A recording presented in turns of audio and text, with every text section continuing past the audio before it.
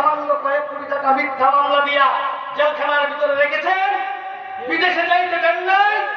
এই আল্লাহ না করো, আল্লাহ না করো, এই 4% বিরোধী নেত্রী আবুল সিং নেত্রী যদি এইভাবে মারা যায়, মনে রাখবেন বর্তমান প্রধানমন্ত্রীও ঠিক এই জায়গাটায় এইভাবেই মারা যাবে।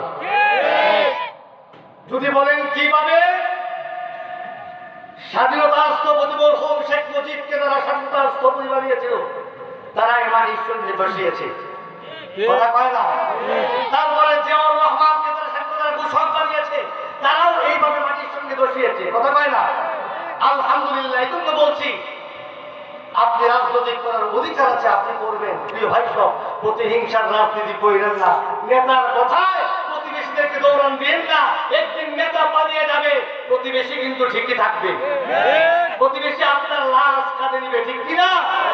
এজন্য মুহতারাম হাজরিন, আর বেশি কিছু বলার নাই।